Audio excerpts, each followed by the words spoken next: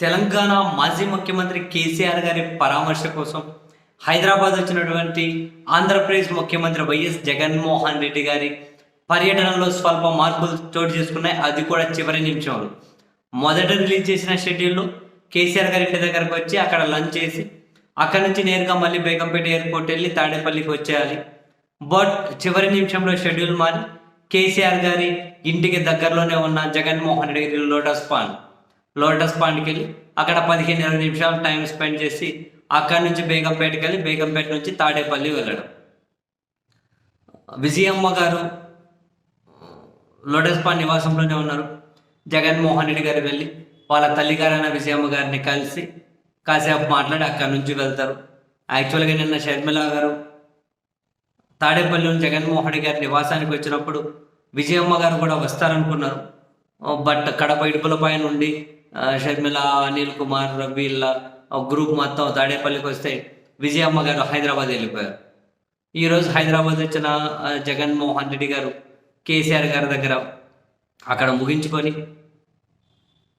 Lotus pond వెళ్ళి దాదాపు 2 సంవత్సరాల తర్వాత జగన్మోహన్ రెడ్డి గారు తన నివాసం లోటస్ పాండ్ అక్కడికి 2 సంవత్సరాల తర్వాత వెళ్తూ ఉన్నారు.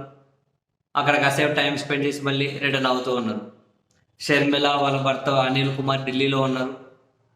మనం చూసాం ఏఐసిసి కార్యాలయంలో వాళ్ళు కండువాలు కప్పుకున్నారు. అనిల్ కుమార్ కప్పుకోలేదు, తీసి పక్కన పెట్టేశారు, కప్పించుకోలేదు ఆయన. తర్వాత షర్మిల అక్కడి నుంచి సోనియా గాంధీ గారికి దగ్గరికి వెళ్ళి అక్కడ కలిశారు. ఇంట్రెస్టింగ్ ఏంటి అంటే షర్మిల గారు ఆంధ్రప్రదేశ్లోనే కాంగ్రెస్ పార్టీ కోసం రాజకీయ బాధ్యతలు తీసుకోబోతున్నారన్నది నిజం. ఆంధ్రప్రదేశ్ వేదిక మీదే ఏపీసీసీ అధ్యక్ష పదవి, ఏఐసీసీలో ఏదైనా పదవి తీసుకొని రాజ్యసభ సభ్యత్వం తీసుకొని ఏపీకి వస్తారా అన్న విషయం ప్రస్తుతానికి క్లారిటీ లేదు. బట్ ఆంధ్రప్రదేశ్లో అనే విషయం అయితే తేటతెల్లమైంది.